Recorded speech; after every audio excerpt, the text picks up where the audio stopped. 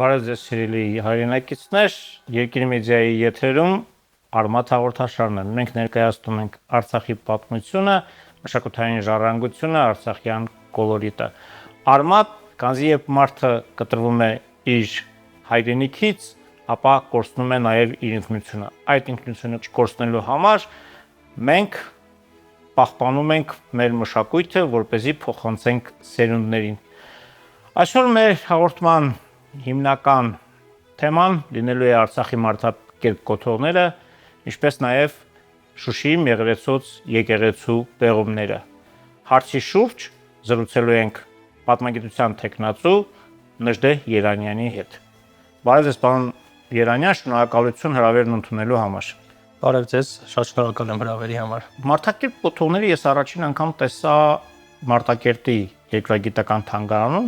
եւ կար նաեւ Արցախի պատմագրագիտական թանգարանում, որի մասին պատմում էին սկսած ֆանտաստիկ այսպես պատմություններ, թե ինչպես են հայտնվել դա Արցախի տարածքում, գիտական ուսումնասիրություններ, որպես այդպեսին չէր ուսումնասիրվել, կային ադրբեջանական ինչ-որ պատմաբաններ, որոնք զավեշտալի ուրեմն հիպոթեզներ էին ներկայացնում, ինչպես ծագեց ձեր մոտ այն միտքը, որ պետք է այդ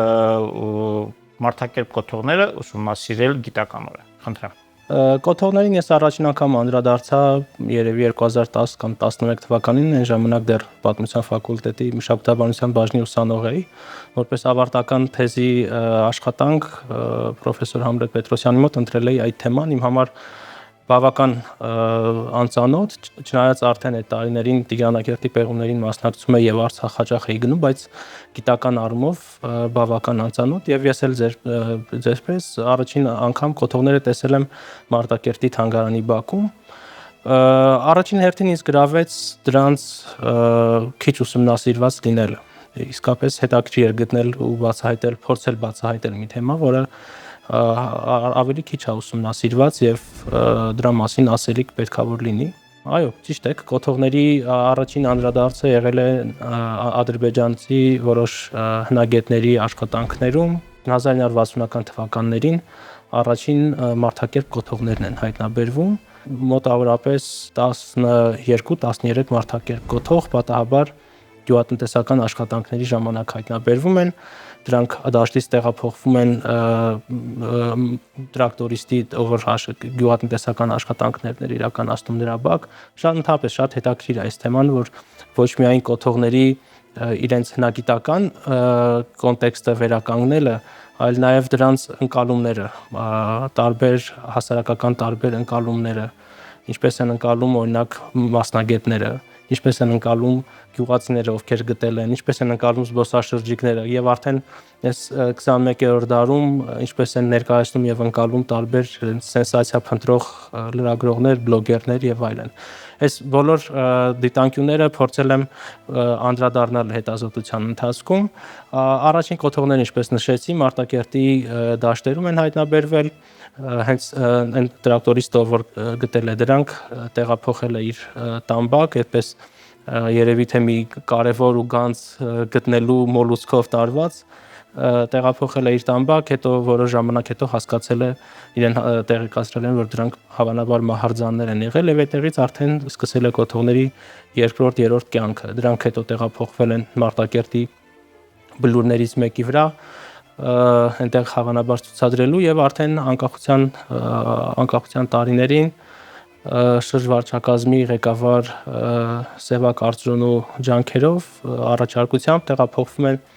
այն շենք, որտեղ հետագայում բացվում է Մարտակերտի պատմաերկրագիտական թանգարանը եւ մինչեւ վերջ այս Մարտակերտում առնվազն հայտնաբերված կոթողները գտնվում էին հենց թանգարանի բակում, վստահ եմ ով եղել է Մարտակերտում, եթե ոչ թանգարան այցելել, ապա գոնե բակում տեսել է այդ կոթողները, շատ հետաքրքիր մարմնակառուցվածք ունեցող, տենց երկայնական սալեր են դրանք, ավելի մանրամասն խոսեմ դրանց մասին, բայց հետաքրքիր է հենց այս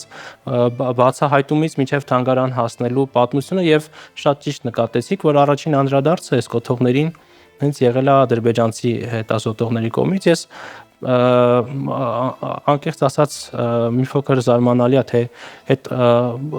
հնարավորությունների պայմաններում հնարավորություն ասելով նկատի ունեմ դրանց միջավայրը գոնե հայտնի էր երբևէ փորձ չի եղել իրենց կողմից այդ տարածքը հնագիտորեն ուսումնասիրել թեկուզ արտաքին նյութի որևէ հետազոտություն անել ել չեմ խոսում պեղումների մասին իսկ ինչու են վստահ դրանում որովհետև որևէ հրատարակությունում իրենք հնագիտական միջավայրի մասին չեն խոսում որովհետև շատ հեշտ էր տիրաժավորել Արցախի տարածքում ցանկացած հայտնաբերված հնագիտական նյութ տիրաժավորել որպես աղվանական ինչը ամբողջ իրենց գիտական թեզերի եւ գիտական աշխատանքների առանցքում էր մի բան որը բացարձակ կապ չունի ինչպես ձեր խոսքում ասացիք կապ չունի այս կոթողների հետ սրանք նախաքրիստոնեական իսկ ավելի կոնկրետ մեր թվարկությունից առաջ 8-ից 6-րդ դարերով թվագրվող կոթողներ են եւ բավական շուրջ 1000-ամյակ կամ մի փոքր ավելի քիչ հեռու են իդենտիֆիկացված աղվանական մշակույթից Իսկ ձեր կարծիքով ինչ էին իրենց ներկայացնում այդ մարդակերպ կոթողները, այսինքն որպես մշակույթ, ինքը արդյոք աղերսներ ուներ նաև տարածաշրջանային ընդհանուր մշակույթի համատեքստում։ Մեր հետազոտության ընթացքում արդեն երբ որ 2013 թվականին կանոնավոր հետազոտությունը սկսվեց կոթողների Տիրանակերտի հնագիտական արշավախմբի կազմում որպես տեխնացուական տնախոսություն սկսեցի զբաղվել կոթողներով ավելի մանրամասն փորձելով հասկանալ եւ կոթողների հնագիտական միջավայրը եւ դնել իրենց ավելի լայն պատմական այդ տարածական կոնտեքստի մեջ որովհետեւ որքան էլ որ տարածված լինի տարածաշրջանում նմանատիպ կոթողները բնականաբար դրանք կտրված չպետք է լինեին տարածաշրջանային ընդհանուր մշակույթից հետազոտության ընթացքում արդեն կարողացանք բացահայտել մոտավորապես 40 նմանատիպ կոթողներ կամ դրանց մասին տվյալներ ինչու եմ այսպես ասում որովհետև մենք ունենք մոտ 3-4 նմանատիպ կոթողի մասին տեղեկություն հրատարակված ադրբեջանցի հնագետների կողմից, բայց դրանց գտնվելու մեկի մասին ունենք տեղեկություն, որ դա տեղափոխվել է Բաքու, իսկ մյուսների գտնվելու մասին տեղեկությունը բացակայում է, այսինքն որոշակի ժամանակում դրանք անհետացել են կամ գուցե տեղափոխվել են Բաքու կամ մեկ այլ թանգարան։ Շատ հետաքրքիր եւ կարեւոր հենց առաջնային խնդիրներից էր կոթողները դնել իրենց պատմական մշակութային կոնտեքստի մեջ եւ մեզ հաջողվեց նաեւ վավերացնել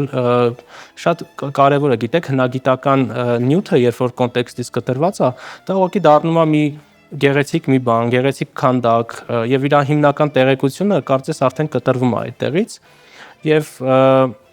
այդ 40 կոթողներից վերջին խումբը մոտավորապես 10 կոթող կամ դրանց որոշ բեկորներ հայտնաբերվեց 2016 թվականին Մարտակերտի շրջանի Նոր Կարմիրավան գյուղի տարածքում 2016 թվականին եւ դրանց լանդշաֆտը եւ այս կոթողների մեկ վայրում կուտակված լինելը հուշում էր որ սրանք պետք է որ իրենց կամ չի բացառում որ իրենց նախնական կանգնեցման վայրում լինեն Եվ այդ նպատակով մենք հետախուզական պեղումներ իրականացրեցինք, որը հետագայում ընդարձակեցինք եւ իսկապես կոթողները գտնվում էին իրենց նախնական կանգնեցման վայրում։ Արցախի մարդակերպ կոթողների եւ թույլ տվեք ասել տարածաշրջանի մարդակերպ կոթողների ուսումնասիրության տեսանկյունից չափազանց կարեւոր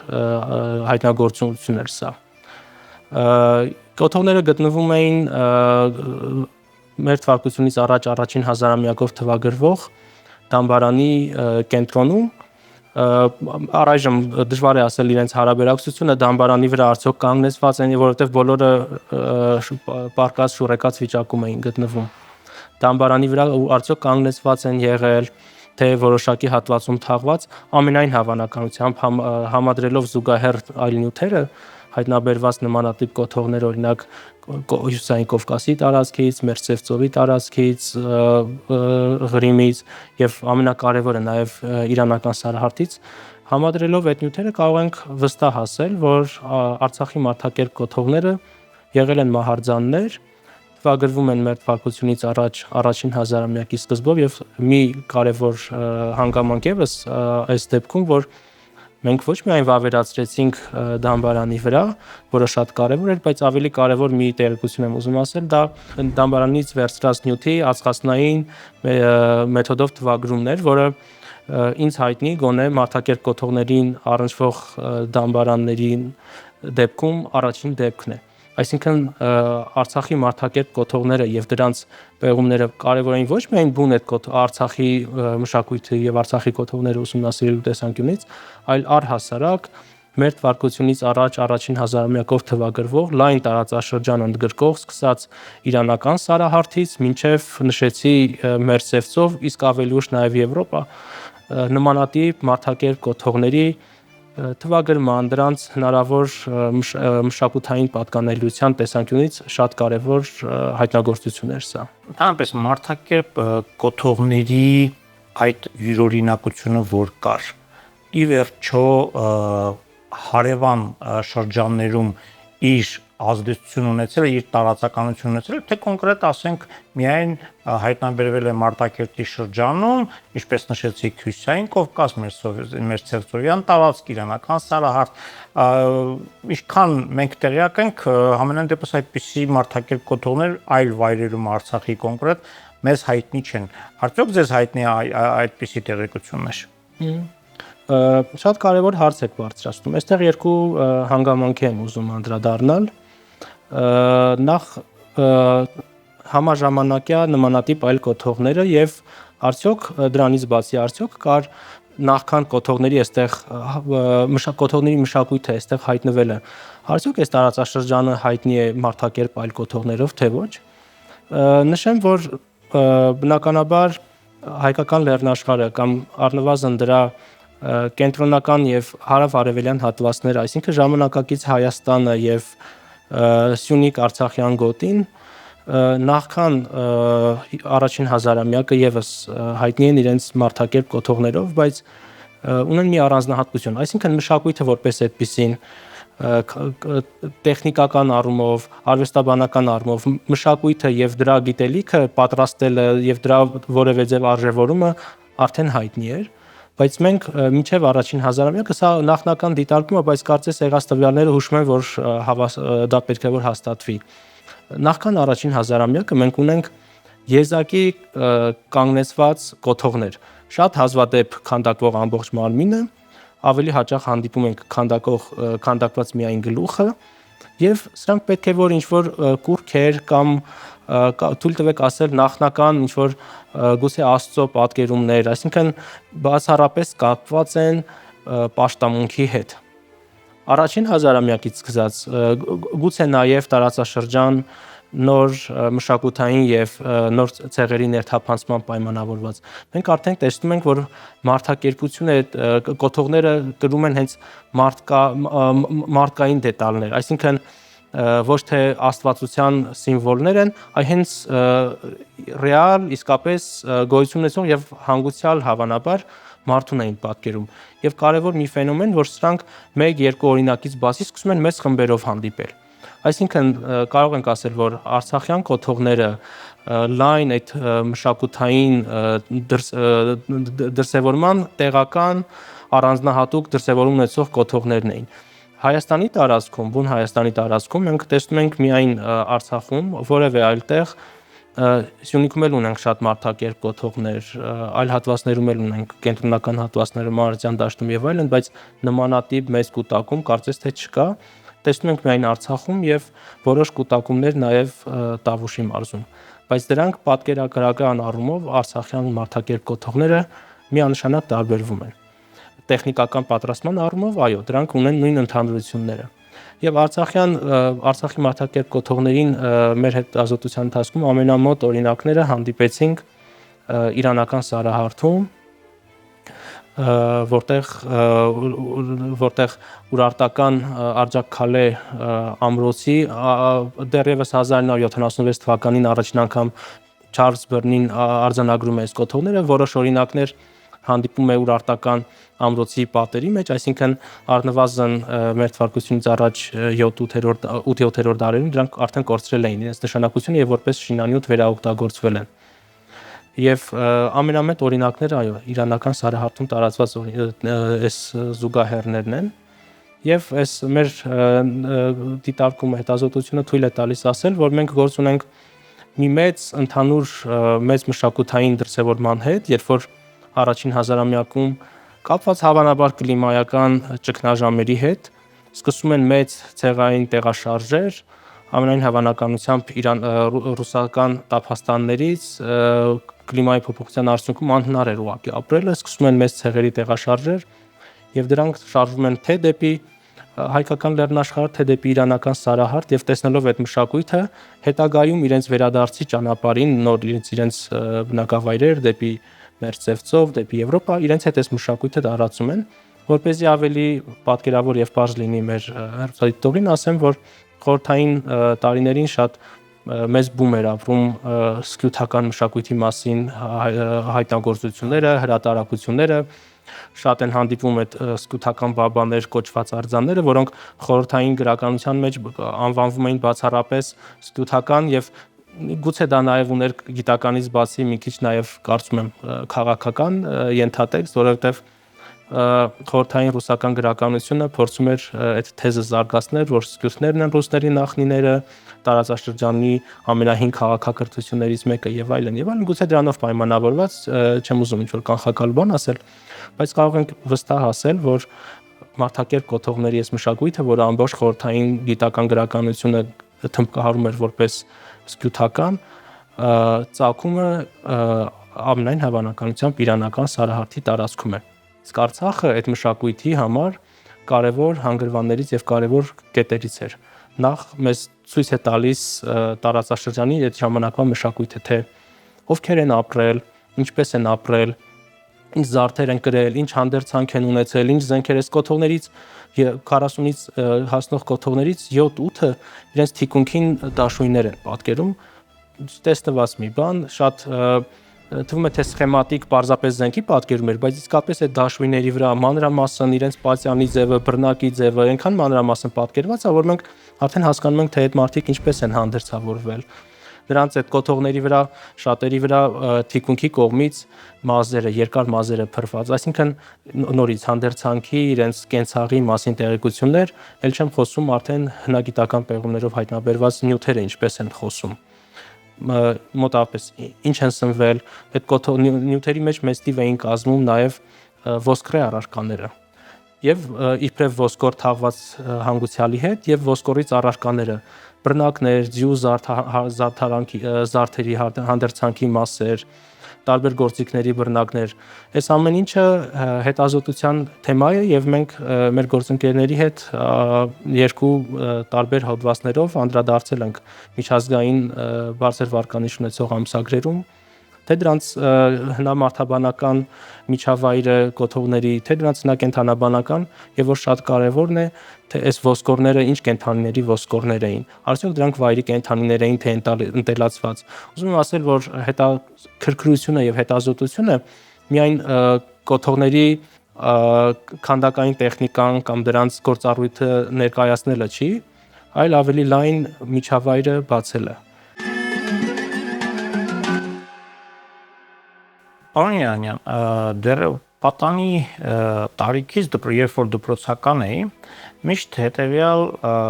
հարցն էին ուզում, որ ասում էին, հատկապես ովքեր Շուշիում էին աշխատում, իրենք ասում էին, որ հայկական մասում Շուշիի մի եկեղեցի էլ կար, բայց այդ եկեղեցին կարծես թե ավերվել է եւ կամ էլ մի մասը շշուկով ասում էին, որ այդ եկեղեցին այսօրվա թուրքերի ասած ամառային կինոթատրոնն է եւ անկախացումից հետո ձեզ բախտ վիճակվեց որպեսզի դուք պեղումներ կատարեք Շուշիի Սուրբ Աստվածածի Մեղրեցոս եկեղեցու տարածքում եւ փաստորեն նորովի բացահայտել այդ հուշարձանը։ Ինչ կարող եք դրա մասին պատմել մեր հերոստատիտողին։ Շնորհակալություն հարցի համար, ասեմ, որ Շուշիի Մեղրեցոս Սուրբ Աստվածածի եկեղեցում աշխատելը իմ մասնագիտական գործունեության երևի ամենահետաքրքիր, ամենատարօրինակ, ամենահետաքրքիր պեղումներից է եղել եւ գուցե այդպես էլ մնա, որովհետեւ քիչ է հանդիպում հնագետին իրավիճակ, որ պեղի ոչ միայն ժամանակակից շերտերը, դա երբեմն հանդիպում է, այլ նաև պեղել եւ բացել ասֆալտը, այո, ես ասֆալտը հեռացնելով, իսկապես գործիքներով, ձեռքերով այդ ասֆալտի շերտը հեռացնելով բացել ենք եւ բացում էինք եւ ապշած էինք մեր արած աշխատանքից, թե ինչպես է բացվում եկեղեցին ասֆալտի տակ, ինչպես դուք նշեցիք եւ ձեր հետ խորհրդակցելով, ձեր հետ քննարկելով եւ բազմաթիվ շուշեցիների այդ տեղեկությունները հավաքելով եւ նաեւ Շահեն Մկրտչյանի աշխատանքում մի փոքր հետաքրքիր տեղեկություն կա այդ մասին, թե ինչպես են ականատեսները պատմում, որ Շուշիի Մեղրեցոց եկեղեցին, որը գտնվում էր վերին թաղում, որը մեծ ամբողջությամբ հայաբնակ էր, ինչպես է եղել, որ եկեղեցին չեն կարողացել փորձել են եկեղեցին քանդել, հասկացել են, որ հիմնապատերը շատ ամուր են, չեն կարողանում քանդել, ռումբով այդ ականատեսներն էին պատմում, ռումբով պայթեցրել են եւ անգամ դրանից հետո հիմնապատերը մնացել են եւ ներառել են ասֆալտի տակ եւ քանի որ Շուշին շատ հայտնի նաեւ հանգստային քաղաք էր եւ մոտակայքում հանգստավայրերից մեկն էր գտնվում, որպես այդ հանգստավայրի բացօթյա կինոթատրոն են օգտագործել։ Մենք հավաքելով բոլոր այս տեղեկությունները ականատեսների, ովքեր ժամանակին երեխա են եղել, ականատեսների այս տեղեկությունները հավաքելով այն հատվածը, որը օգտագործվել է կինոթատրոնի բեմ, տեղորոշեցինք որպես եկեղեցու պահպանված հատված, հեռացրեցինք ասֆալտի շերտը եւ իսկապես բացվեց ուղղանկյուն հատակագծով մոտավորապես 25 մետրը 12 մետրի վրա, պատկերացրեք ինչ հսկա կառույց է եղել, մինչև 1 մետր հաստությամբ պատերով Մեղրեցոց Սուրբ Աստվածածին եկեղեցին, դա ուղղակի չգիտեմ, եւ մասնագիտական տեսանկյունից իմ համար շատ ապշեցուցիչ էր եւ որպես հայ քրիստոնյա ուղղակի դու ապշում ես, թե ոնց կարող են նման բան անել, որտեվ ամեն դեպքում հոգեվոր կառույցը կարծում եմ, որ որոշակի առումով պիտի գոնե զերծ մնար այդ բաներից, էլի կոնֆլիկտներից, շահարկումներից եւ այլն։ Եվ եկեղեցու երկու մուտքերը բացվեց հարավային եւ արևմտյան կողմից, սալահատակ առար, այսինքն բոլոր տվյալները հուշում էին եկեղեցու ներսում նաեւ ծեպներ պահպանվել, որոշակի որմնանկարի կամ գույնի հետքեր, այսինքն անգամ այսքանով հանդերձ, երբ որ քանդվել է, պայթեցվել է եւ ներառվել է ասֆալտի տակ, նրա հիմնական բաղադրիչները պահպանված էին։ Եկեղեցին ամենայն հավանականությամբ ունեցել է Սյունիք Արցախում տարածված 17-18-րդ դարերում ուղղանկյուն հատակագծումով կենտրոնում զանգակատուն, ռոտոնդայով զանգակատուն ունեցող եկեղեցիների տիպին է պատկանել եւ մենք կարողացանք վավերացնել նաեւ այն տեղեկությունը, որը Մակար Բախբոդարյանցը իր վկայություններում նշում է, թաղակապ ծածկը ամփոփվում էր 4 կենտրոնում գտնվող 4 սյուների վրա, հսկայական մի կառույց եւ 10 պատուհանով, 2 մուտքերով, այսինքն ժամանակին իսկապես Շուշիի վերին թաղի հայերի համար կարծում եմ շատ կարեւոր մի վայր է եղել, որը ուղղակի խորհրդային տարիներին խորհրդային իշխանության որոշումով քանդվել է, պայթեցվել է, մեզ հաջողվեց բացել, հետագայում գիտեմ, որ Արցախի туриզմի վարչությունը նաեւ ինֆորմացիոն վահանակ տեղադրեց այնտեղ, բայց ցավոք սրտի նորից Շուշիի օկուպացիայից հետո մենք